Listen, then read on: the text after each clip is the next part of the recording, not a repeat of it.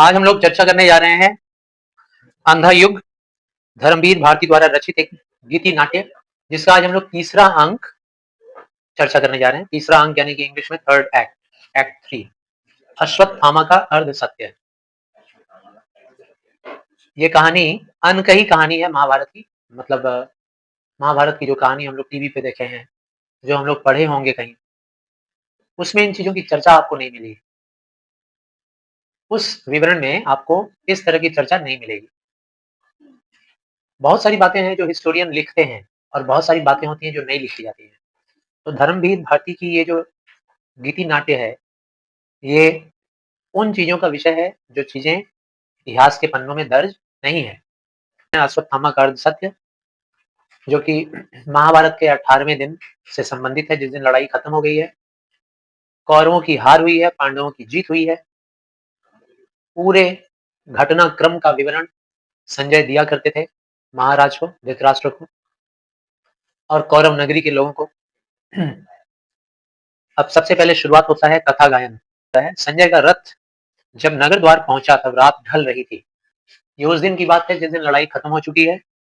संजय का रथ नगर द्वार पहुंचा। संजय का रथ नगर द्वार क्यों पहुंचा भाई? क्योंकि अब जो लड़ाई चल रही थी कुरुक्षेत्र की, वो लड़ाई का अंत हो चुका है, पांडवों की जीत हो चुकी है, घोषणा हो गई है। इसीलिए अब वहां बताने को कुछ शेष नहीं रह गया है। इसीलिए संजय का रथ नगर द्वार हस्तिनापुर वापस पहुंचा। रात ढल रही थी। हारी कौरव सेना कब लौटेगी, यह बात चल रही थी। वहां के सारे नागरिक यही बातें कर रहे थे कि अब तो हम लोग हार चुके हैं, अब हमारे बच्चे कुछ जो सैनिक हैं हारे हुए लोग, वो लोग कब लौटेंगे, यही सब बातें चल रही थी।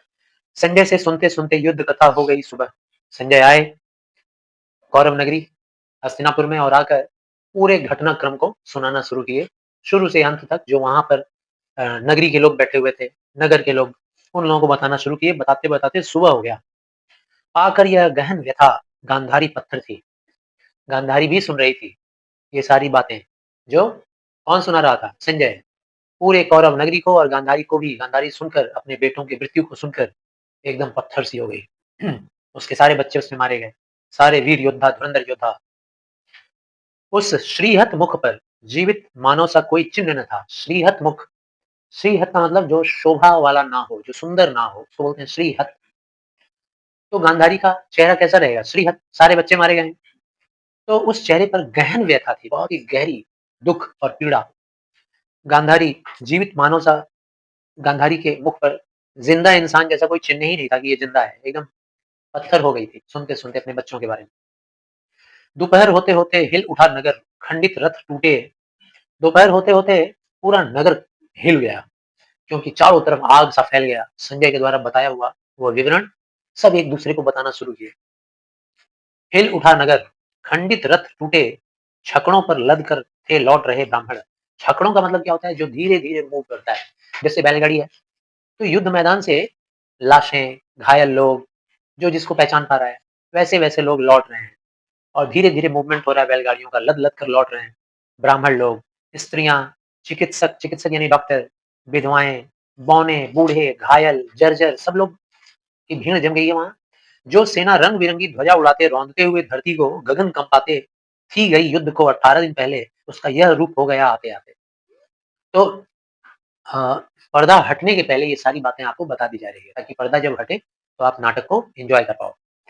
तो यही वो भीड़ थी, बौनों की, बूढ़ों की, स्त्रियों की और ब्राह्मणों की। सब लोग 18 दिन पहले क्या हंसी खुशी अट्टहास करते हुए, चिल्लाते हुए, गगन को कपा देने वाली आवाज, शोर मचाते हुए जा रहे थे यहाँ से उल्लास और जोश के साथ। आज उनकी क्या दशा है।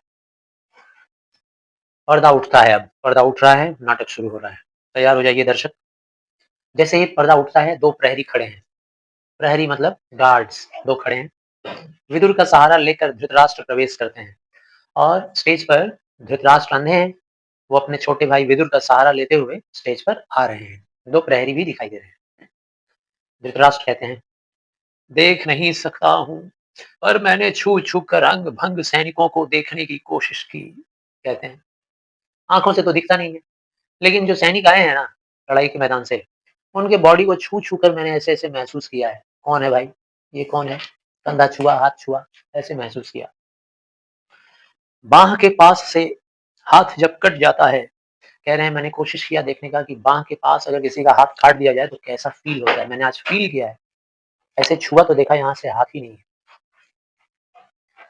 लगता है कैसा जैसे मेरे सिंहासन का हत्था है।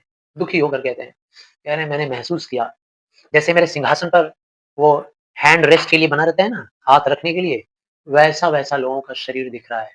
हाथ अलग कटा हुआ है, बॉडी अलग है। कटा हुआ हाथ ऐसा लग रहा है जैसे मेरे सिंहासन का हत्था है, अलग से। विदुर कहते हैं, महाराज ये सब सोच रहे हैं आप? कह रहे हैं, आप सोच रहे हैं? कहने का मतलब व्यंग है बात में। आप ही के मौन रहने की वजह से तो इतना बड़ा युद्ध हो गया, इतना बड़ा हंगामा हो गया और अब आप सोच रहे हैं ये सब?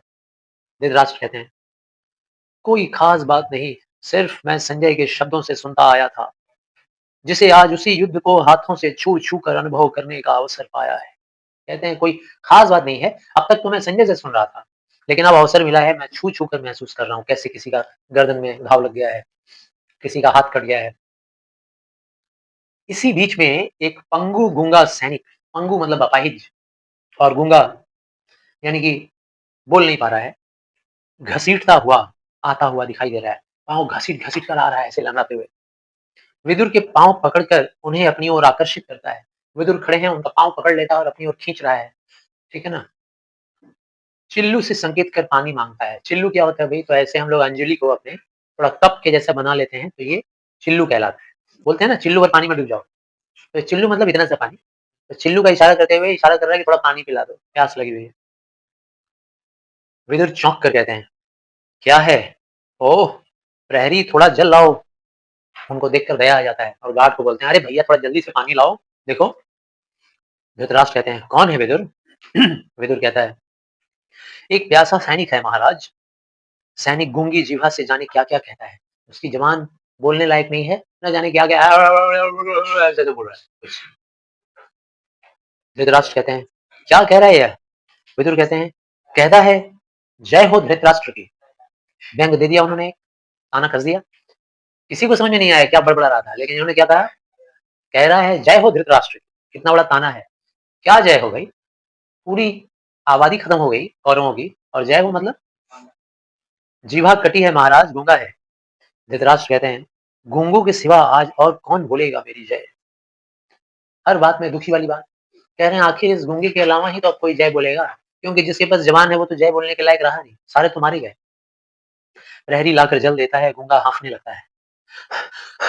पानी पी रहा है, प्यास बुझा रहा है। प्रहरी, पहला नंबर प्रहरी मस्तक छूकर उस सैनिक का कहता है, ज्वर है इसे तो, बुखार आ गया है। धृतराष्ट्र कहते हैं, पिला दिया जल इसको, कह दो विश्राम करे इधर कहीं। गूंगा पीछे जाकर आंख मूंद कर खड़ा रहता है, पीछे चला जाता है सीन से और आंख मूंद कर खड़ा हो जा रहा है कहीं। फिर धृतराष्ट्र कहते हैं, वस्त्र इसे ला कर दो माता गांधारी से। माता गांधारी बहुत बड़ी दानवीर की मूर्ति थी, तो उनसे लाओ वस्त्र ला कर दे दो, इसके सारे कपड़े फट गए हैं लड़ाई के मैदान में। प्रहरी कहता है, माता गांधारी आज दान गृह में है ही नहीं महाराज। दान गृह में नहीं है दान करने के लिए, किसको क्या दान करेंगे? ना तो दान मांगने वाला कोई है और ना दान देने के लिए कुछ अब बचा है। विदुर कहते हैं, उनकी आंखों में आंसू भी नहीं है, ना शोक है, ना क्रोध है, जड़वत पत्थर सी वे बैठी हैं सीढ़ी पर, नेपथ्य से शोरगुल।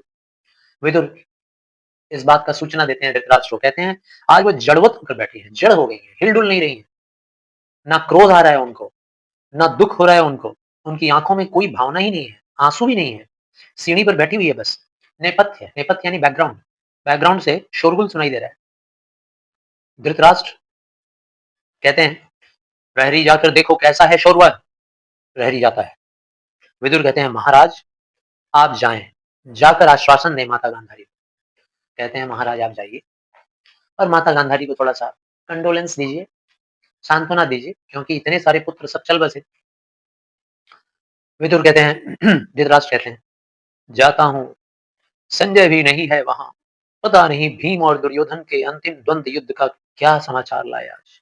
क्योंकि भीम और दुर्योधन का अभी मल्ल युद्ध होना बाकी था। दुर्योधन पानी के अंदर जाकर छिप कर बैठ गया था हार कर। अभी थोड़ा युद्ध और बाकी था, एक शेष रह गया था दुर्योधन, इसलिए इंतजार कर रहे हैं कि न जाने क्या खबर मिले। शोर और बढ़ने लगता है। विदुर कहते हैं, महाराज आप जाएं। धृतराष्ट्र दूसरे प्रहरी के साथ उसका हाथ पकड़कर चले जाते हैं। विदुर कहते हैं, कैसा है शौर्य? प्रहरी लौट कर आता है खबर देने के लिए। आकर कहता है, फैल गया है पूरे नगर में अचानक आतंक त्रास। आतंक त्रास यानी कि आतंक से भर देने वाला, दुख भरा, संवेदनशीलता से भरा हुआ। त्रास का मतलब दुख, संकट, उसको बोलते हैं त्रास। तो पूरे नगरी में आतंक भर गया है और त्रास भर गया है। विदुर कहते हैं, क्यों? पहला प्रहरी कहता है, अपनी हारी घायल सेना के साथ साथ कोई विपक्षी योद्धा भी चला आया है नगरी में।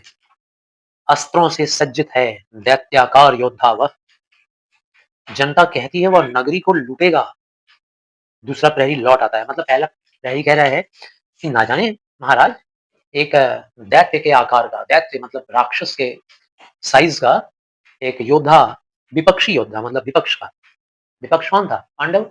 तो पांडवों के पक्ष का कोई एक योद्धा आ रहा है नगरी में हम लोगों के, अपनी घायल सेना के साथ, अपनी हारी घायल सेना के साथ साथ। मतलब हमारी तो जो सेना है वो तो हार चुकी है, तो हारी हुई हमारी सेना जो कि घायल है वो लौट रही है।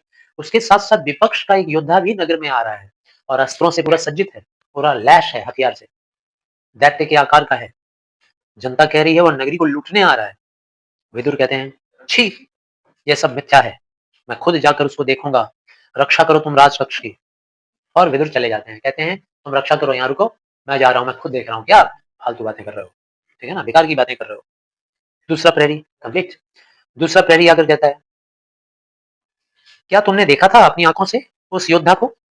पहला प्रहरी कहता है, मायावी है वह, रूप धारण करता है नित्य नए नए। बंद कर दिया जब रक्षक गण ने नगर द्वार, धारण कर रूप एक गिद्ध का, बंद नगर द्वारों के ऊपर से। कह रहा है कि बड़ा मायावी आदमी है वो। जब वो एंट्री कर रहा था ना हस्तिनापुर में, हमारी नगरी में, कौरव नगरी में, तो जो राज्य को रक्षा कर, मतलब जो दरवाजे की रक्षा, मुख्य जो द्वार है उसकी रक्षा करने वाले जो रक्षक थे, जब वो लोग बंद कर दिए दरवाजा, तो गिद्ध का रूप ले लिया। अलग अलग रूप बदलता रहता है, मायावी है। और गिद्ध का रूप बदलकर ऊपर उड़ गया, ऊपर से आ रहा है हवा के जरिए, उड़कर चला आया और लगा खाने छत पर सोए बच्चों को। छत पर सोए बच्चे थे, छत पर बच्चे सो रहे थे, उन बच्चों को खाने लगा गिद्ध बन के आकर। बड़ा मायावी है। दूसरा प्रहरी कहता है, बंद करो, बंद करो जल्द से द्वार पश्चिम के, जल्दी जल्दी पश्चिम वाला दरवाजा भी बंद करो। पहला प्रहरी भय से कहता है, वह देखो, वह देखो। दूसरा प्रहरी भी भय से कहता है, क्या हुआ? डर गया। पहला प्रहरी कहता है, वो आया उधर। दूसरा कहता है, छिपो छिपो, छिप जाओ, इधर छिप जाओ। दोनों पीछे छिपते हैं। एक साधारण सा योद्धा का प्रवेश होता है। मामूली सा योद्धा एंट्री करता है। उसका नाम है युयुत्सु। युयुत्सु कौन था? तो धृतराष्ट्र और गांधारी के 101 बेटों में से सबसे आखिरी वाला, 101वां बेटा। ये धर्म का पक्ष लिया था और महाभारत के युद्ध में वह पांडवों की तरफ चला गया था लड़ाई लड़ने के लिए। पांडवों की तरफ से लड़ा था, अपने ही भाइयों को मारा था। युयुत्सु आता है और आते ही स्टेज पर कहता है, डरने में उतनी यातना नहीं है जितनी वह होने में, जिससे सबके सब केवल भय खाते हो।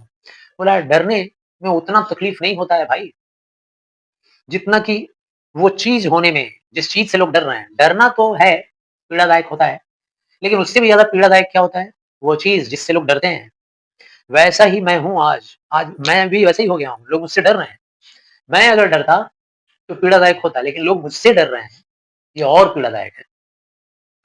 ये है महल मेरे पिता मेरी माता के, लेकिन कौन जाने यहाँ स्वागत हो मेरा एक जहर बुझे भाले से। बोला, ये महल, ये घर बार नगरी सब मेरे माता पिता का ही है, लेकिन पता नहीं मेरा स्वागत भी कोई करेगा आज यहाँ। शायद कोई मेरा स्वागत नहीं करेगा, क्योंकि मैं अपने भाइयों के खून से अपना हाथ रंग के आ रहा हूँ। मेरे मम्मी पापा ही हमको स्वागत नहीं करेंगे, मेरे नगर के वासी स्वागत नहीं करेंगे। हो सकता है उल्टा जहर लगा हुआ भाला से हमको घोंप दे, मैं मारा जाऊं।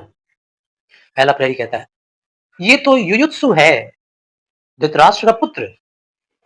ये तो युद्ध में युधिष्ठिर के पक्ष से लड़ रहा था, धर्मराज युधिष्ठिर की तरफ से।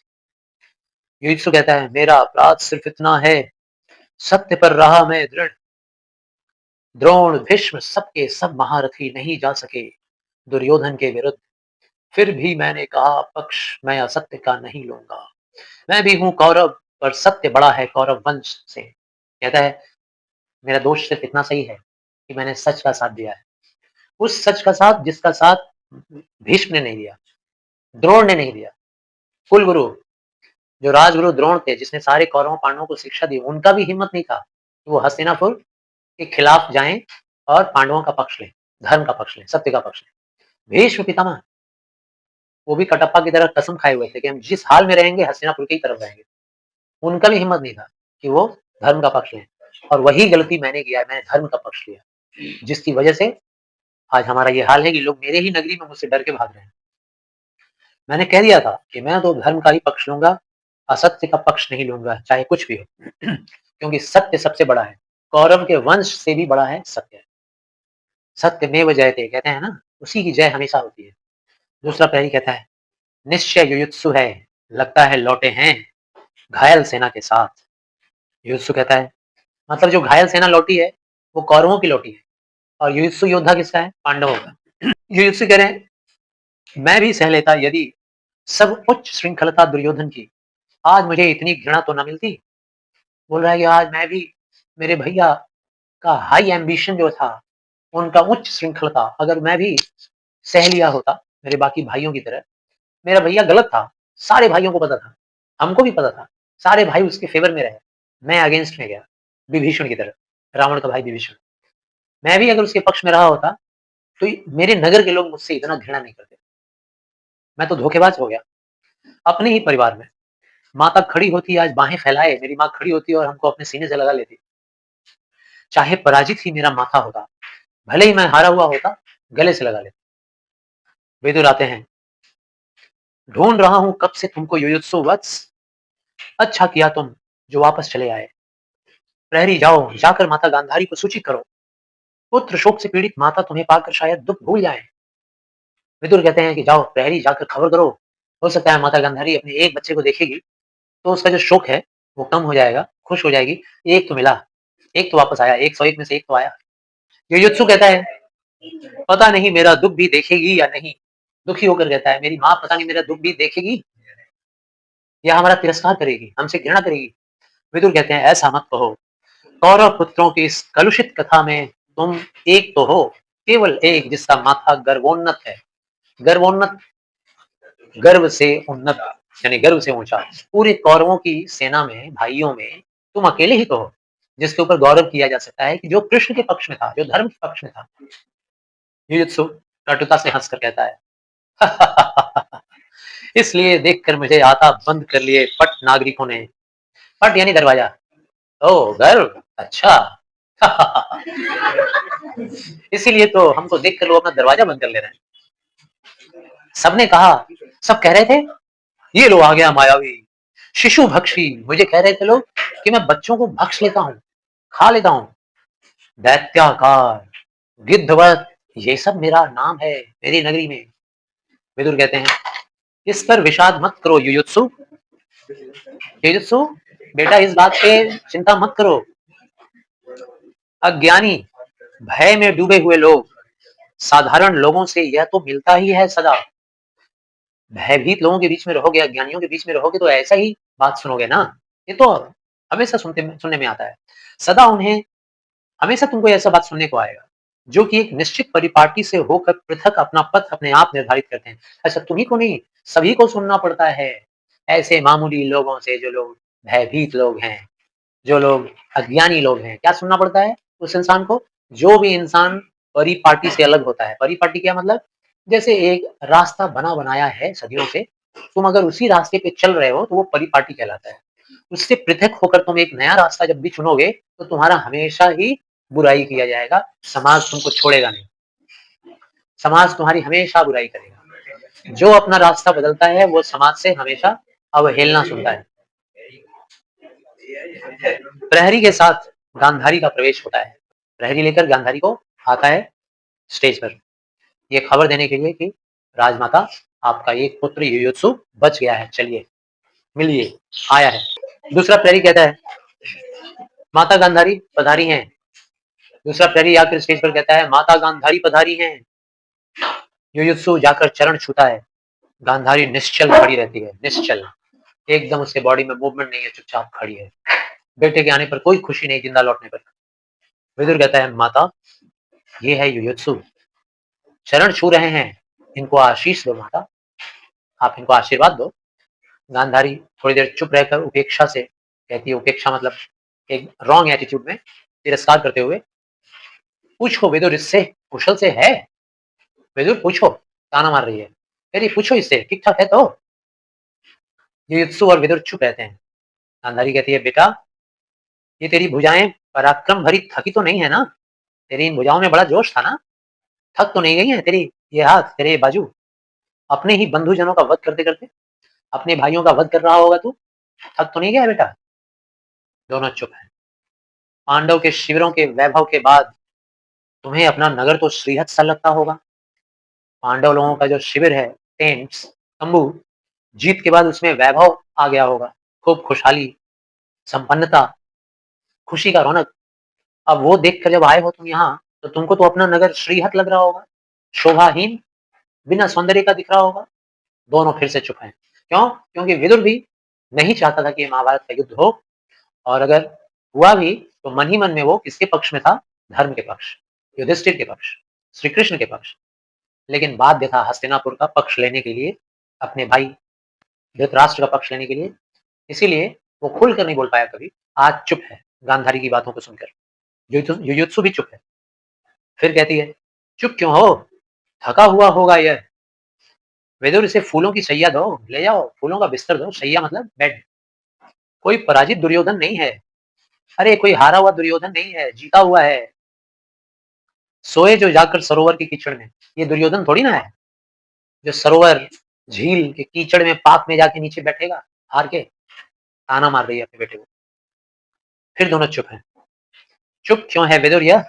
विदुर इससे पूछो, क्या मैं माता हूँ इसके शत्रुओं की इसलिए? पूछो क्यों चुप है? क्या इसने जिसके ऊपर अपना अस्त्र शस्त्र चलाया है, जिसको इसने मारा है, क्या उन शत्रुओं की मैं मां हूं इसलिए चुप है क्या? और जाने लगती है। प्रहरी कहती है, प्रहरी चलो। विदुर कहता है, माता यह शोभा नहीं देता तुम्हें माता। लेकिन वो रुक नहीं रही है, चली जा रही है। युयुत्सु कह रहा है, यह क्या किया? माँ ने यह क्या किया? विदुर सिर झुकाकर बैठ जाता है माथा नीचे करके। अच्छा था यदि मैं कर लेता समझौता असत्य से। दुखी होकर बोल रहा है कि अच्छा होता, कम से कम माँ का हेट तो नहीं फील करना पड़ता ना, माँ का घृणा। असत्य ही अपना लिया होता, मेरे भैया की तरफ ही रहा होता। विदुर कह रहा है, लेकिन वह कोई समाधान तो नहीं था समस्या का। कर लेते यदि तुम समझौता असत्य से, तो अंदर से जर्जर हो जाते, अंदर से एकदम खोखले हो जाते, तुम कमजोर हो जाते। जो अपने मन को दबाकर और झूठ का सहारा लेता है, वो भले ही दुनिया की नजर में विजेता होता है, लेकिन अपने मन के अंदर से लड़ाई का मैदान छोड़कर भागा हुआ एक कायर फील करता है अपने आप को।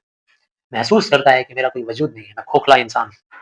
युयुत्सु कहता है, अब यह माँ की कटुता, घृणा प्रजाओं की। माँ मेरी इतनी कठोर हो गई है और मेरी प्रजा मेरे साथ घृणा कर रही है। क्या मुझको अंदर से बल देगी? क्या करूंगा मैं लड़ाई जीतकर, मजबूती पाकर? ये सब देखकर माँ का घृणा, नगरवासियों का घृणा, ये सब देखकर हमको क्या अंदर से बल मिलेगा? अंतिम परिणति में दोनों जर्जर करते हैं। ऐसे सिचुएशन में दोनों साइड में ही जर्जर होना पड़ता है, खोखला। आज मैं धर्म का पक्ष लेकर लौटा हूँ जीत कर, तो भी खोखला लग रहा हूँ। भाई का पक्ष लिया होता असत्य का, तो भी खोखला फील करता है।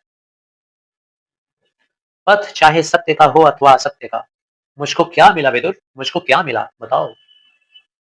विदुर चूंकि दासी पुत्र थे, ये चाचा जी थे उसे, लेकिन भाई पिता तो वही वेद व्यास थे, ऋषि व्यास, और माएँ अलग-अलग थी, तो इनको चाचा बोलना चाहिए। लेकिन विदुर कह रहा है क्योंकि वो दासी पुत्र थे, इसीलिए विदुर विदुर नाम लेके बुला रहा है। सलाहकार थे विदुर। विदुर कहते हैं, शांत हो युयुत्सु और सहन करो। बहुत सारी परिस्थितियों में आदमी को शांत होकर सहनशीलता से काम करने पर बहुत समस्या का हल हो जाता है। गहरी पीड़ाओं को गहरे में वहन करो। बहुत गहरी पीड़ा है ये, अंदरूनी पीड़ा, इसको गहराई से सहन करो। वहन करो मतलब सह लो। कुछ देर पूर्व से गूंगे के हांफने की भयानक आवाज आ रही है। इसके ये सब बातें हो रही थी, इसके थोड़ी देर पहले से ही हांफने की आवाज आ रही है उस गूंगे की। याद है ना, जो पानी हांफे जा रहा है, जो सहसा तेज होते जा रहा था, और तेज हो रहा है उसके हांफने का आवाज। पहला प्रहरी कहता है, कैसी आवाज है प्रहरी? यह वह गूंगा सैनिक है, शायद दम तोड़ रहा है। दूसरा प्रहरी है, जल्दी से पानी लेकर आता है। विदुर कहते हैं, यह लो युयुत्सु, उसे जल दो और स्नेह दो। जाओ थोड़ा पानी पिला दो, थोड़ा प्यार करो उसको, सहला दो थोड़ा सिरवेर। मर्दों को जीवन दो, झेलो कटुताओं को। जाओ, अभी जो तुमको कटुता मिली है तुम्हारी माँ से, कठोरता, जो घृणा मिला है अपने नगर वासियों से, उसको झेलने का यही एक मार्ग है कि कोई मर रहा है उसको जीवन दो। जाओ। युयुत्सु जाता है गूंगे के पास, गोद में कहता है, यहाँ आओ, मेरे गोद में अपना सिर रखो, मुंह खोलो। हाँ, ऐसे ऐसे, हाँ हाँ, मुंह खोलो, खोलो आंखें, बोल रहा है उसको। गूंगा आंख खोलता है, पानी मुंह में लगाता है, सहसा हुआ चीख उठता है, गिरता पड़ता हुआ घसीटता हुआ भागता है। जैसे मुंह खोला और आंख खोला और देखा यूयुत्सु को, पानी पिलाने जा रहे यूयुत्सु, जोर से चिल्लाता है। अब माता पिता का नाम लेकर चिल्ला रहा होगा, हे भगवान बचाओ, चिल्ला के भागता है वहां से जल्दी से उस यूयुत्सु को देखकर। क्यों? क्योंकि लड़ाई के मैदान में ये तो कौरव सेना का सिपाही था और वो पांडवों की तरफ से लड़ाई कर रहा था यूयुत्सु, तो यूयुत्सु ने ही इसको घायल किया था और आज यहाँ यूयुत्सु दया दिखा रहा है। दूसरा प्रहरी कहता है, अरे यह क्या हुआ? यूयुत्सु कहता है, मैं ही अपराधी हूँ, यह एक अश्वारोही कौरव सेना था, मेरे अग्नि बाणों से झुलस गए थे घुटने जिसके। यह अश्वारोही था, घुड़सवार सैनिक कौरवों की सेना का, और जब मैं बाण चला रहा था तो मेरे बाणों की ज्वाला ने इसको झुलसा दिए थे, इसके घुटने नष्ट कर दिया। खुद मैंने ही इसका जीवन, वह कैसे अब मेरी ही करुणा स्वीकार करेगा, कैसे मेरी दया स्वीकार करेगा? मेरी यह परिणति है, स्नेह भी अगर मैं दूं तो वह स्वीकार नहीं औरों को। यही मेरा भविष्य है, यही मेरा अंतिम परिणति है, मेरा भाग्य है कि अगर मैं किसी को प्यार भी करने जाऊंगा ना, तो भाग जाएगा चीख के चिल्ला के मेरे पास से। व्यास ने कहा मुझसे, कृष्ण जिधर होंगे जय भी उधर होगी। जय है यह कृष्ण की, जिसमें मैं बाधिक हूँ, मात्र वंचित हूँ, सबकी घृणा का पात्र हूँ। व्यास ने यही कहा था कि जिस तरफ से कृष्ण रहेंगे उसी तरफ जय होगी, और मैं जय के लिए श्री कृष्ण का पक्ष ले लिया था। मैं बंधा हुआ हूँ, ये जय तो श्री कृष्ण का है और मैं उसमें बस यूं ही अनायास बंध गया हूँ उस जय के साथ, और पात्र बन गया हूँ अपने नगर के वासियों का घृणा का, अपने मम्मी के कठोरता का, कटुता का। विदुर कहते हैं, आज इस पराजय की सेवा में पता नहीं जाने क्या झूठा पड़ गया, कहाँ सब के सब कैसे उतर आए हैं अपनी धुरी से आज, एक एक कर सारे पहिए हैं उतर गए, जिससे वह बिल्कुल निकम्मी धुरी तुम हो। क्या तुम हो प्रभु? विदुर जब सुनते हैं युयुत्सु को ये कहते हुए कि मैं तो गलत काम कर गया, अगर मैं अपने भाइयों की तरफ से लड़ा होता तो कम से कम माता का तिरस्कार नहीं झेलना पड़ता, कम से कम अपनी प्रजा का घृणा नहीं झेलना पड़ता। इस बात को समझाते हुए विदुर अपने विश्वास को प्रभु श्री कृष्ण के ऊपर से खोता हुआ महसूस करते हुए कहते हैं, आज ये क्या देख रहा हूँ, पराजय की सेवा में, यानी कि मैं जिस तरफ से खड़ा हूँ, हस्तिनापुर की तरफ से खड़ा हूँ, उसका तो पराजय हो गया है। और ऐसे अवसर में मैं देख रहा हूँ कि हर आदमी अपनी धुरी से नीचे उतर रहा है। धुरी क्या होता है? पोल, जैसे कोई बैलगाड़ी है ना, तो बैलगाड़ी का एक धुरी होता है, पोल होता है, उसपे 2 पहिए बंधे रहते हैं, उसको बोलते हैं धुरी। तो पहिया धुरी से अलग हो रहा है, मतलब हर आदमी अपने-अपने वजूद को खोता हुआ नज़र आ रहा है। ये क्या देख रहा हूँ मैं? और ऐसे में सबका विश्वास टूटता जा रहा है प्रभु के ऊपर से। तो सोच रहे हैं विदुर कि सबसे ज़्यादा निकम्मी धुरी क्या तुम हो प्रभु? तभी अंतःपुर में भयंकर आर्तनाद होता है। आर्तनाद मतलब चीखने, चिल्लाने, रोने की आवाज़। अचानक से अंतःपुर में अंदर से आवाज़ आती है। युयुत्सु कहते हैं, "ये क्या हुआ विदुर?" विदुर कहते हैं, "प्रहरी ज़रा देखो तुम।" पहला प्रहरी जाकर तुरंत देखकर लौट आता है और आते ही कहता है, "संजय समाचार लाए हैं।" विदुर कहते हैं आकुलता से, व्याकुल होकर के पूछते हैं, कहते हैं, "क्या लाए हैं? क्या समाचार है?" युयुत्सु भी खड़ा है आज समाचार सुनने के लिए। पहला प्रहरी कहता है, "द्वंद्व युद्ध में राजा दुर्योधन पराजित हुए।" बीच-बीच में मार्क ऑफ कंटिन्यूएशन है, थोड़ा रुक-रुक कर बोल रहा है। विदुर और युयुत्सु झपट कर जाते हैं, आर्तनाद बढ़ता है, जोर से रोने की आवाज़ आती है अंदर, चीखने की आवाज़, आर्तनाद बढ़ता है। पीछे से कोई घोषणा करता है, पीछे से कोई चीखता चिल्लाता हुआ, बोलता हुआ सुनाई दे रहा है, राजा दुर्योधन पराजित हुए, ऐसा सुनाई दे रहा है। कोई बोल रहा है कि राजा दुर्योधन हार गए। पीछे का पर्दा उठने लगता है, पांडवों की समवेत हर्ष ध्वनि, सारे के सारे पांडव एक साथ हर्ष की ध्वनि यानी खुशी की लहर उनके अंदर दौड़ पड़ी है और जयकार सुन पड़ती है। सारे पांडवों की जयकार सुनाई दे रही है। पांडवों की जय हो, महाराजा युधिष्ठिर की जय हो, बलशाली भीम की जय हो। वन पथ का दृश्य है और दिखाई दे रहा है स्टेज पर वन पथ, जंगल का रास्ता। धनुष चढ़ाए हुए भागते हुए कृतवर्मा तथा कृपाचार्य आते हैं और उसी सीन में नजर आ रहा है, उसी दृश्य में कृतवर्मा, कृतवर्मा याद होगा, हम लोग पिछले में पढ़े थे। कृतवर्मा भी यदुवंशी थे और वो कौरवों की तरफ से लड़े थे। तो कृतवर्मा और कृपाचार्य की बहन से ही विवाह हुआ था द्रोणाचार्य का, यानी अश्वत्थामा के मामा है कृपाचार्य। ये भी राजगुरु हैं हस्तिनापुर के, कुलगुरु। और कृपाचार्य कृतवर्मा दोनों ही अपना धनुष चढ़ाए हुए हैं, गांडीव हाथ में लिए हुए, और भागते हुए आ रहे हैं, दिखाई दे रहा है स्टेज पर। कृतवर्मा कहते हैं, यहीं कहीं छिप जाओ कृपाचार्य। शंख ध्वनि करते हुए जीते हुए पांडवगण लौट रहे हैं अपने शिविरों को। और उसी सीन में नजर आ रहा है दृश्य में कि सारे पांडव अपने शिविर में लौट रहे हैं, अपने अपने खेमे में, अपने तंबू में। और इधर ये दोनों बचे कुचे भागने का कोशिश कर रहे हैं, जान बचाने की कोशिश। टेंट। कृपाचार्य बोलते हैं, ठहरो, उठाओ धनुष, वह आ रहा है। कौन आ रहा है देखो तो। कृतवर्मा कहता है, नहीं नहीं, वह अश्वत्थामा है, छद्म वेश धारण कर देखने गया था युद्ध दुर्योधन भीम का। कृतवर्मा बोला, नहीं नहीं, धनुष मत उठाइए, आपका भांजा अश्वत्थामा आ रहा है। छद्म वेश मतलब नकली वेश, धोखा देने वाला वेश, छल करने वाला वेश बनाया था, धारण किया था। और उसी हाल में वो गया था दुर्योधन और भीम का लड़ाई देखने के लिए। क्योंकि याद होगा दुर्योधन पानी के नीचे बैठे हुए थे छिपकर। जब वो बाहर आए तो दुर्योधन और भीम, अ, हाँ, दुर्योधन और भीम की आखिरी लड़ाई होनी बाकी थी, और वही देखने के लिए गया था अश्वत्थामा। अश्वत्थामा एंट्री कर रहा है स्टेज पर, आते ही कहता है, मातुल सुनो। मातुल मतलब मामा। मामा सुनो, मारे गए राजा दुर्योधन अधर्म से। राजा दुर्योधन मारे गए आज। आज लड़ाई जो लड़ी गई है उसमें वो मारे गए हैं, और अधर्म से मारे गए हैं। धोखा किया है इन लोगों ने। किसने? पांडवों ने धोखा किया है। कृपाचार्य चुप रहने का संकेत कर रहे हैं। छिप जाओ, छिप जाओ। पांडवों से होकर पृथक क्रोधित बलराम इधर आते हैं, और तभी सीन पर बलराम का भी एंट्री होता है, कृष्ण के बड़े भाई बलराम। बलराम बहुत गुस्से में है, क्योंकि बलराम कृष्ण के भाई होते हुए भी पांडवों की तरफ से ना लड़ करके कौरवों की तरफ से लड़ाई लड़े। कौरवों की तरफ से वो हिस्सा लिए। बहुत गुस्से में आ रहे हैं वो। क्यों गुस्से में आ रहे हैं? क्योंकि वो सब कृष्ण का छल वगैरह देखे थे लड़ाई के मैदान में, और उनको बहुत गुस्सा लगा हुआ है कि सब मेरे भाई कृष्ण की वजह से हुआ है। कृतवर्मा नेपथ्य की ओर देखकर नेपथ्य की ओर मतलब बैकग्राउंड की ओर देखते हुए कहते हैं, कृष्ण भी हैं उनके साथ। देखो देखो, बलराम के साथ कृष्ण भी हैं। कृपाचार्य कहते हैं, सुनो, ध्यान देकर सुनो, दोनों क्या बातें कर रहे हैं। बलराम बैकग्राउंड में से ही बोल रहे हैं, क्या?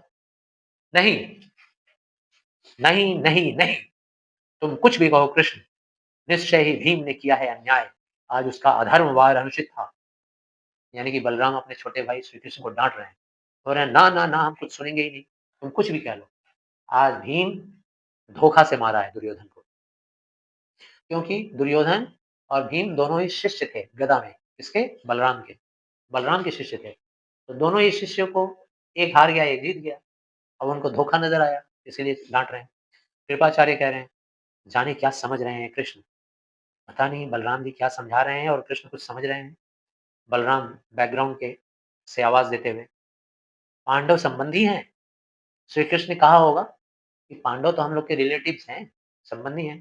बलराम बोल रहे हैं, पांडव संबंधी हैं? तो क्या कौरव शत्रु थे तुम्हारे? मैं तो आज बता दिया होता भीम को, पर तुमने रोक दिया।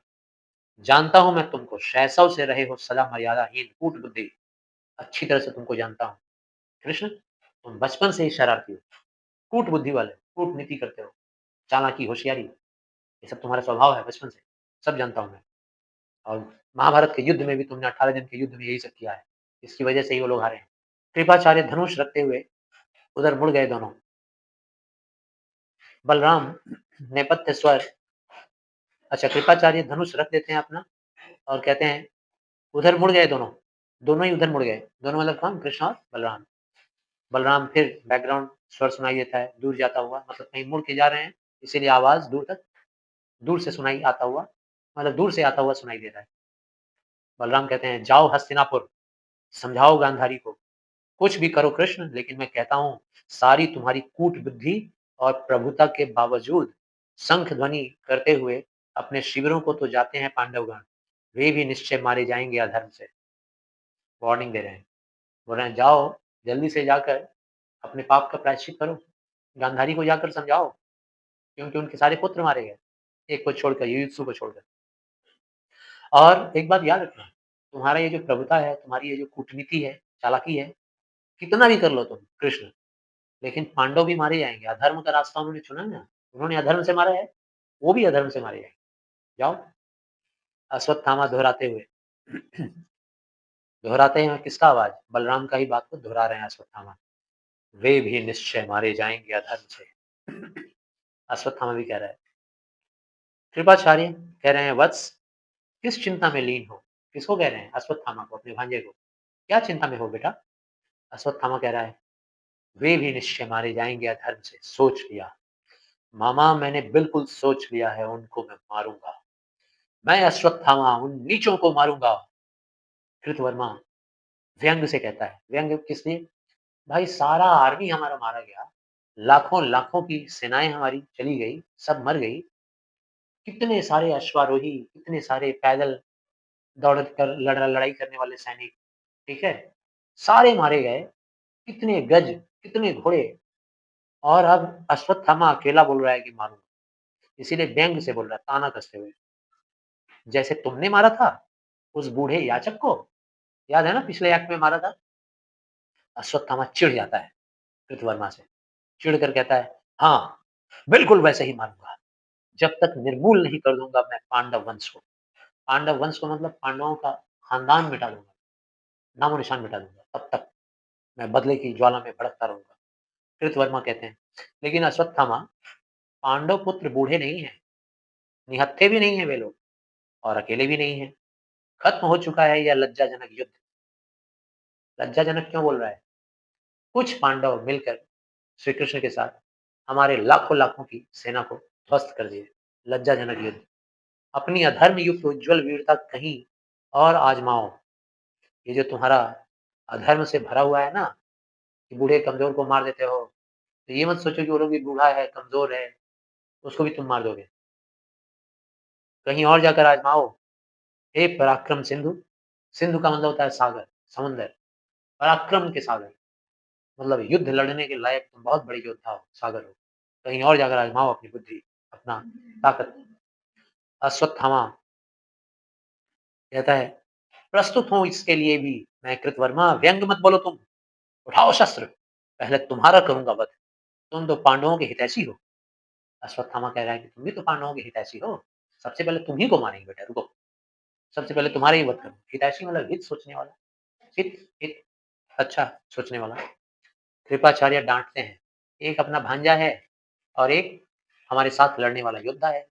दोनों को ही समझाते हैं। कहते हैं, अश्वत्थामा, रख दो शस्त्र। पागल हो गए हो क्या? कुछ भी मर्यादा बुद्धि तुम में क्या शेष नहीं बचा है? अश्वत्थामा कहता है, सुनते हो पिता, मैं इस प्रतिहिंसा में बिल्कुल अकेला हूँ। सुनते हो पिता? किसको बोल रहा है? मामा को नहीं बोल रहा है। अपने मरे हुए पिता द्रोणाचार्य को आवाज़ लगा रहा है। बोल रहा है, सुन रहे हो पिताजी? इस प्रतिहिंसा में बिल्कुल अकेला हो गया हूँ। तुमको मारा धृष्टद्युम्न ने अधर्म से। तुमको मतलब किसको? द्रोणाचार्य को। उन्हीं को तो संबोधित कर रहा है। कह रहा है, तुमको तो अधर्म से धृष्टद्युम्न ने मारा। भीम ने दुर्योधन को अधर्म से मारा, धोखे से। दुनिया की सारी मर्यादा बुद्धि केवल इस निपट अनाथ अश्वत्थामा पर ही लादी जाती। सारा का सारा डिसिप्लिन मेंटेन करना लड़ाई में सिर्फ मेरे ऊपर ही है क्या जिम्मेदारी? वो लोग अधर्म पे अधर्म। कृपाचार्य कहते हैं, बैठो, इधर बैठो बेटा, इधर आओ। हम सब हैं साथ तुम्हारे इस प्रतिहिंसा में। किंतु यदि छिप कर आक्रमण के सिवा कोई दूसरा पथ निकल आए, छिप के मारना बेटा ये अधर्म है। इसको छोड़कर कोई और रास्ता निकालो, हम लोग हैं तो तुम्हारे साथ। अश्वत्थामा समझाता है अपने मामा को, दूसरा पथ, दूसरा रास्ता। पांडवों ने क्या कोई दूसरा पथ छोड़ा है? पांडवों ने क्या कोई दूसरा रास्ता अपनाया क्या मामा? पांडवों की मर्यादा मैंने आज देखी द्वंद्व युद्ध में। आज भी मैं देख के आ रहा हूँ। भीम और दुर्योधन का युद्ध, द्वंद्व युद्ध, दो आदमी के बीच लड़ा हुआ युद्ध। कैसे धोखे में वार से दुर्योधन को नीचे गिरा दिया भीम ने। उसकी टूटी हुई जांघों, उसकी टूटी हुई कोहनी, कोहनी मतलब ये एल्बो और घुटना, टूटी गर्दन वाले दुर्योधन के माथे पर भीम ने आज पता है क्या किया?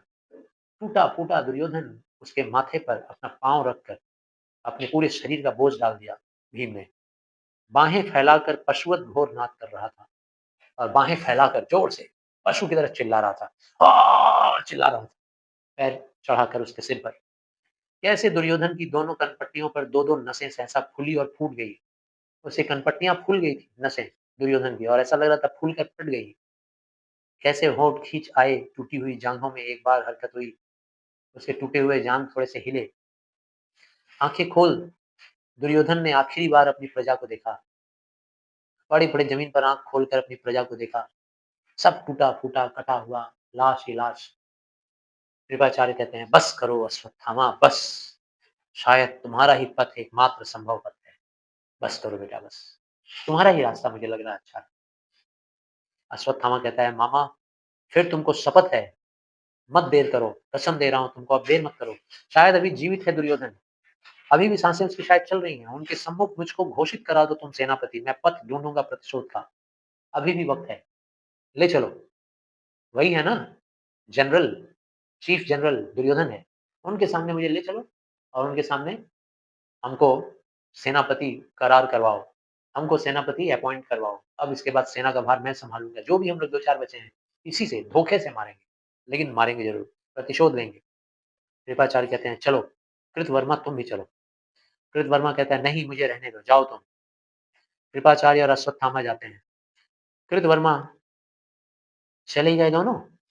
कायर नहीं हूँ मैं। दुःख है मुझे भी दुर्योधन की हत्या का, किंतु यह कैसा बीभत्स आडंबर है।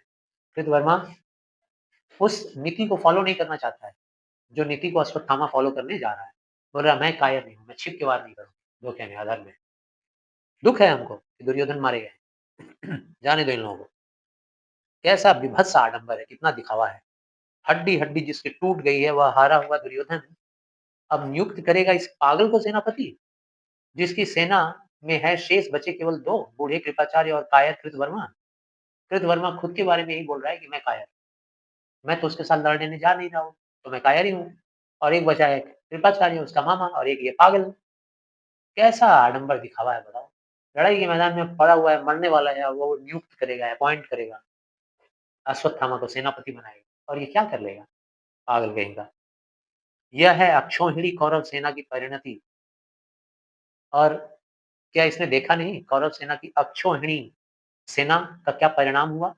अक्षौहिणी सेना मतलब 28,000 कुछ हाथियां थी, 28,000 हाथी, 28,000 घोड़े, ठीक है। फिर 20,000 से ज्यादा करीब घुड़सवार सैनिक, 20,000 से ज्यादा, और उसके बाद फिर 1 लाख से ज्यादा पैदल चलने वाले सैनिक। तो इन सबको मिला करके 2 लाख से ज्यादा सैनिक थे महाभारत के युद्ध में कौरवों की तरफ से। उनको बोला जाता है अक्षौहिणी सेना। तो उसका क्या परिणाम हुआ? कुछ एक कुछ एक पांडव मिल करके लाखों-लाखों की भीड़ को खत्म कर दिया। मौन रहो, जाने दो कृतवर्मा, मौन रहो, पक्ष लिया है दुर्योधन का तो अपनी अंतिम सांसों तक निर्वाह करो। अब बोल रहा है कि अपने आप को ही बोल रहा है, जाने दो कृतवर्मा, जाने दो, मौन रहो, चुप हो जाओ। अब दुर्योधन का अगर पक्ष लिया ही है, तो अपने आखिरी सांस तक कायम रहो इस बलबूते पर, ठीक है? चलो, तुम भी चल ही चलो। अपने आप से ही बातें कर रहा है ये सब। मन ही मन में उसके पश्चाताप हो रहा है कि आखिर ये दोनों चले गए, मैं नहीं गया। तो मन को समझा रहा है, बोल रहा है कि जब उनका उनकी तरफ से हिस्सा ले ही लिए हो, तो अब निभा लो, हिस्सेदारी निभा लो। तब तक दिखता है कि कृपाचार्य प्रवेश कर रहे हैं, अकेले आ रहे हैं। अश्वत्थामा चला गया है, कृपाचार्य अकेले आ रहे हैं। कृतवर्मा कहता है, "आ गए कृपाचार्य?" कृपाचार्य कहते हैं, "देख नहीं सका मैं, और देर तक वह भयानक दृश्य नहीं देख सका। कोटर से झाँक रहे थे 2 खूंखार गिद्ध, 2 गिद्ध बैठे हुए थे। दोनों झाँक रहे थे, किसकी तरफ? दुर्योधन के उस टूटे-फूटे शरीर की तरफ, उसको खाने के लिए। इस झाड़ी में, उस झाड़ी में थे घूम रहे गीदड़ और भेड़िए। वहाँ गीदड़ और भेड़िए भी घूम रहे हैं। जीभें निकाले, जीभ से लार टपक रहा है उन लोगों का, लाश ढूँढ रहा है लोग, खाने के लिए। लोलुप नेत्रों से, ललचाए हुए आँखों से, देखते हुए अपलक राजा दुर्योधन को। वो भेड़िए और वो गीदड़ राजा दुर्योधन को देख रहे हैं, बिना पलक झपकाए देखे जा रहे हैं। अब टूट पड़े, कब टूट पड़े, कोई भी ठीक नहीं है। कृतवर्मा व्यंग मारते हुए कहता है, फिर कैसे सेनापति अश्वत्थामा का अभिषेक हुआ? तो फिर आप लोग तो उनको अपॉइंटमेंट करवाने गए थे ना, सेनापति के रूप में, तो कैसे फिर उनका हुआ अपॉइंटमेंट? कृपाचार्य बोले, वे बोले, वे बोले मतलब कौन? दुर्योधन बोले। दुर्योधन बोले, कृपाचार्य तुम हो विप्र, कृपाचार्य आप तो ब्राह्मण है ही हैं। यहाँ जल नहीं है, अब यहाँ पानी तो है नहीं। भाई किसी को अपॉइंट करने के लिए मंत्र गुनगुनाना होता है, मंत्र का उच्चारण करना होता है, तो उसके लिए पानी चाहिए होता है और ब्राह्मण चाहिए होता है। तो दुर्योधन ने कहा आप तो ब्राह्मण नहीं हैं, पानी यहाँ है नहीं, तुम स्वेद जल से ही कर दो अभिषेक वीर अश्वत्थामा का। स्वेद जल मतलब पसीना, पसीना से ही उनका अभिषेक कर दो। कैसे उठाऊँ हाथ? दुर्योधन ने कहा कि मैं कैसे अपना हाथ उठाऊँ? हाथ टूट गया था। आशीष को झूल गई हैं बाहें, आशीष देने के लिए हाथ उठा नहीं पा रहा हूँ, हाथ झूल गया है, टूट गया है। झूल गई हैं बाहें कंधों के पास से, ऐंठ के पूरा कंधे के पास से तोड़ दिया था भीम ने। मैंने निर्जीव हाथ उनका उठाया और फिर कृपाचार्य बोल रहे हैं कि मैंने उनका हाथ उठाया दुर्योधन का, आशीष दिलवाने के लिए, आशीर्वाद मुद्रा में। लेकिन जैसे ही उठाया बहुत ज़ोर से दर्द होना शुरू हो गया और हृदय विदारक स्वर में चीख उठे दुर्योधन। अश्वत्थामा भी पीछे से प्रवेश कर रहा है स्टेज पर। पहले कृपाचार्य आ गए थे, अब अश्वत्थामा भी आ रहा है। आते हुए बोल रहा है, पर जीवित रहेंगे वे, उन्होंने कहा है। वे मतलब कौन? दुर्योधन। अश्वत्थामा बोल रहा है कि अभी-अभी मैं उनसे सुन कर आ रहा हूँ। वो बोले हैं कि किसी भी हाल में वो जिंदा रहेंगे, हर हाल में जिएंगे। उन्होंने कहा है, दुर्योधन ने वादा किया है हमसे। अश्वत्थामा जब तक प्रतिशोध का न दोगे संवाद मुझे तब तक जीवित रहूँगा। उन्होंने कहा है कि अश्वत्थामा जाओ और बदले का हमको समाचार दो कि तुमने बदला ले लिया, तब तक जीवित रहूँगा, चाहे भले ही मेरा एक-एक बॉडी पार्ट को गिद्ध या वन पशु चबा-चबा कर खा जाएँ तो भी मैं जिंदा रहूँगा। सुनते हो कृतवर्मा? ये किसने कहा? अश्वत्थामा ने। अश्वत्थामा कहे, सुन रहे हो कृतवर्मा? कल तक मैं ले लूँगा प्रतिशोध, बदला ले लूँगा। सेना यदि छोड़ जाए तब भी अकेला मैं। अगर हमारा सेना मेरा साथ नहीं भी देगा ना, तो मैं अकेले बदला ले लूँगा, लेकिन लूँगा ज़रूर बदला। कृतवर्मा लेटते हुए ज़मीन पर लेट रहा है, आराम करने की मुद्रा में और कहता है, मैं भी तुम्हारे साथ सेनापति। कृतवर्मा थोड़ी देर पहले बोला था ना कि मैं कायर नहीं हूँ, तुम लोगों के साथ नहीं जाऊँगा, धोखे में लड़ाई करने। लेकिन फिर मन को समझा लिया था कि जब साथ दिए ही हैं दुर्योधन का तो अब साथ निभा लो। तो कह रहा है, ठीक है सेनापति, मैं भी तुम्हारे साथ हूँ। ऊब की जम्हाई, दोनों मतलब उसको जम्हाई ले रहा है, जम्हाई मतलब नींद आने वाली स्थिति आ रही है। कृपाचार्य कह रहे हैं, अब तो कम से कम विश्राम हमें करने दो। कृपाचार्य अश्वत्थामा को कहते हैं, भाई अब तुम भी विश्राम कर लो, अब तो हम लोग को भी विश्राम करने दो थोड़ा। अश्वत्थामा नए स्वर में कहता है, थोड़ा आवाज बदल गया उसका। सो जाओ आज रात सैनिकगण, कल सेनापति अश्वत्थामा बतलाएगा तुमको क्या करना है। जाकर बोल रहा है अश्वत्थामा सारे सैनिकों को, सो जाओ सब लोग, कल बताऊंगा मैं, जो बचे खुचे हैं क्या करना है। कृतवर्मा कृपाचार्य विश्राम करते हैं, अश्वत्थामा धनुष लेकर पहरा देता है और अश्वत्थामा कहता है, कितना सुनसान हो गया है वन, जाग रहा हूँ केवल मैं ही यहाँ। इमली के, बरगद के, पीपल के पेड़ों की छायाएं भी सो रही हैं, सब सो गई हैं। धीरे धीरे स्टेज पर अंधेरा होने लगता है। स्टेज पर दिखला रहा है कि अंधेरा हो रहा है, रात हो रहा है। वन में सियारों का रोदन, सियार लोग रोते हुए नजर आ रहे हैं। पशुओं के भयानक स्वर बढ़ते हैं और पशु लोगों का चिल्लाने का आवाज तेज होते जाता है। स्टेज पर बिल्कुल अंधेरा, केवल अश्वत्थामा के टहलते हुए आकार का भास हो रहा है। भास मतलब आभास महसूस हो रहा है। सहसा कर्कश कौवे का स्वर और दाईं ओर से बिल्कुल काले काले कपड़े पहने कौवे की मुखाकृति का एक नर्तक शिशु आता है। एक बच्चा छोटा सा कौवे की ही मुखाकृति, कौवे के मुंह वाला आकृति लिए हुए एक छोटा शिशु आता है और कौवों की आवाज सुनाई दे रही है। पंख खोले वह मंडराता है। 2 बार स्टेज पर चक्कर लगाकर घुटनों के बल झुककर कंधों पर चिबुक रखकर पक्षियों की सोने की मुद्रा में बैठ जाता है। भाई स्टेज पे तो कौवा नहीं आएगा ना, अब स्टेज पे कौवों को तुम ट्रेनिंग नहीं दे सकते कि आकर उड़ो। तो एक लड़का है, छोटा बच्चा, वही कौवे का रोल प्ले कर रहा है। तो कौवे का मुखौटा लगा लिया है, छोटा बच्चा है और पंख को फड़फड़ाते हुए स्टेज पर आकर 2 बार ऐसे-ऐसे घूम रहा है, कौवे का रोल प्ले कर रहा है, कहने का मतलब। और फिर एक जगह आकर बैठ जाता है। इसी बीच में अश्वत्थामा पर बिल्कुल प्रकाश नहीं पड़ रहा है। अश्वत्थामा के ऊपर स्पॉटलाइट नहीं पड़ रहा है स्टेज पर। एक नीली प्रकाश रेखा इसी पर पड़ती है, सिर्फ कौवे पे पड़ रही है स्पॉटलाइट। स्पॉटलाइट जानते हो ना, स्टेज पर होता है। फिर स्वर तेज होता है, आवाज तेज होती है और बाईं ओर से सफेद कपड़े पहने हुए एक उल्लू की आकृति वाला कोई छोटा बच्चा जो उल्लू का एक्ट कर रहा है, नर्तक शिशु यानी नाचते हुए एक शिशु आता है, कौवे को देखता है आकर। ऐसा लग रहा है जैसे कौवे पर आक्रमण करेगा।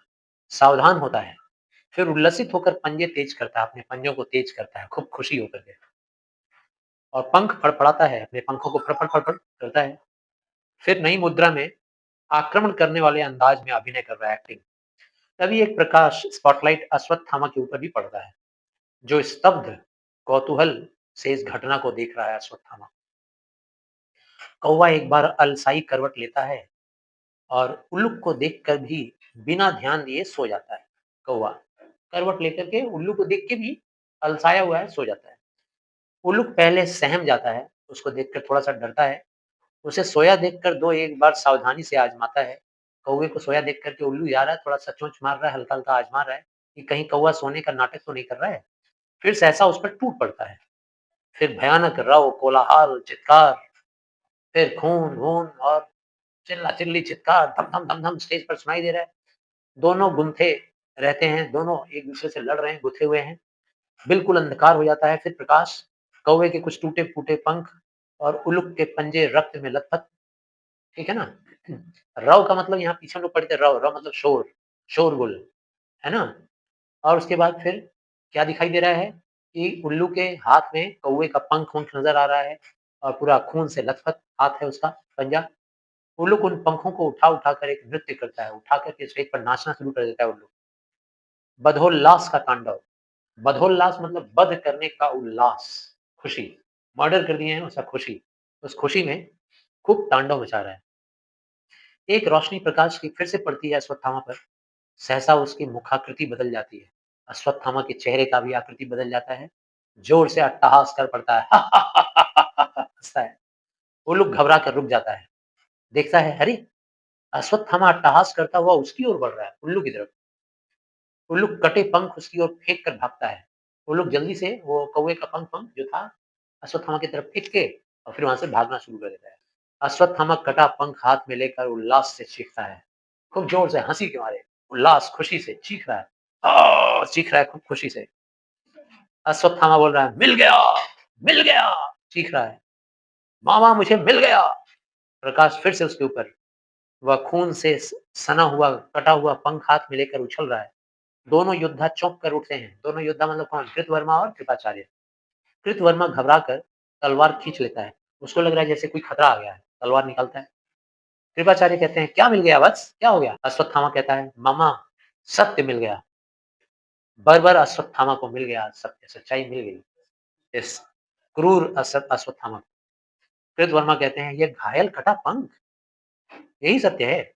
अश्वत्थामा कहते हैं, जैसे युधिष्ठिर का अर्ध सत्य, घायल और कटा हुआ, जैसे युधिष्ठिर ने मेरे पिताजी को आधा सत्य बोला था ना, कटा हुआ सत्य, वैसे ही मुझे मिल गया, घायल और कटा हुआ आधा सच।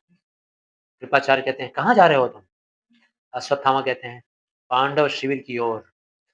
सब नींद में निहत्थे होंगे, बिना अस्त्र शस्त्र के, अचेत पड़े होंगे सारे। विजयी पांडवगण बहुत विजय का खुशी मना रहे हैं ना। अपना बेल्ट कसता है। कृपाचार्य कहते हैं, अभी? अश्वत्थामा कहता है, बिल्कुल अभी, वे सब अकेले हैं। कृष्ण गए होंगे हस्तिनापुर गांधारी को समझाने। इससे अच्छा मौका नहीं मिलेगा। कृतवर्मा कहते हैं, यह सेनापति का आदेश है? क्या एक सेनापति होने के नाते आप आदेश दे रहे हो? मुझको भी जाना है? अश्वत्थामा बिना सुने कहता है, तुमने कहा था नरो व कुंजरो व, कुंजर की भांति मैं केवल पदाघातों से चूर करूंगा धृष्टद्युम्न को। पागल कुंजर।